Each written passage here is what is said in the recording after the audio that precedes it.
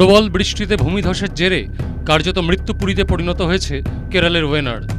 দুর্ঘটনায় সরকারি হিসেবে মৃত্যু হয়েছে 224 জনের, তবে বেসরকারি সূত্র বলছে মৃতের সংখ্যা 400 পার করেছে। এই অবস্থায় 3 দিন আগেই জানা গিয়েছিল ক্ষতিগ্রস্ত এলাকা পরিদর্শন করতে যাবেন প্রধানমন্ত্রী নরেন্দ্র মোদী। সেই মতো শনিবার বেলা 11টার কিছু পর কেরলে পৌঁছন তিনি। হেলিকপ্টার করে বন্যা কবলিত এলাকা ঘুরে ঘুরে দেখেন প্রধানমন্ত্রী। ধসের জেরে বহু এলাকা তছনছ হয়ে যাওয়ায় অন্তত 10,000 মানুষকে নানা ত্রাণ শিবিরে রাখা হয়েছে। কপ্টার করে এলাকা পরিদর্শনের পর সেই ত্রাণ শিবিরেও যান নরেন্দ্র মোদী। ঘরহারা নিঃস্ব গ্রামবাসীদের দুর্দশার কথা শোনেন। হাসপাতালে গিয়ে কথা বলেন আহতদের সঙ্গে।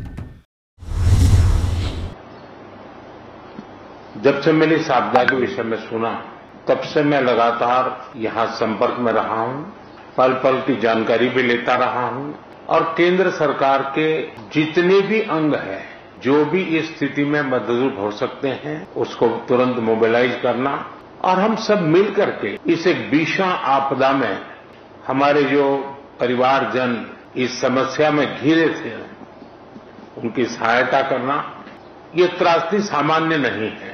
सैकड़ों परिवार के सपने उजड़ गए हैं। প্রধানমন্ত্রীর এই ওয়েনার পরিদর্শন নিয়েও অবশ্য কটাক্ষ করতে ছাড়েনি কংগ্রেস।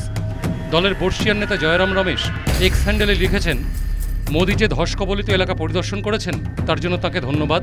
তবে আশা করছি এইভাবেই সময় বের করে তিনি মণিপুর যাবেন, যেখানে আরও অনেক মানুষ খুবই কষ্টে আছেন। এলাকা পরিদর্শনের পর গ্রাউন্ড রিপোর্ট চেয়েছেন প্রধানমন্ত্রী। ধস কবলিত এলাকাগুলিতে কীভাবে উদ্ধার কাজ চলছে, কতটা অসুবিধা হচ্ছে বা পরিস্থিতি স্বাভাবিক হতে কতদিন সময় লাগবে তা জানতে চেয়েছেন তিনি। প্রসঙ্গত, দুর্ঘটনার 11 দিন পর অবশেষে ওয়ায়নাড়ে এলেন প্রধানমন্ত্রী। এর আগে সেখানে না যাওয়া নিয়ে সংসদে বিরোধীদের তোপের মুখে পড়তে হয়েছিল তাঁকে। ওয়ায়নাড়ে ভূমিধসের ঘটনাকে জাতীয় বিপর্যয় ঘোষণার দাবিও জানিয়েছে বিরোধীরা। News time.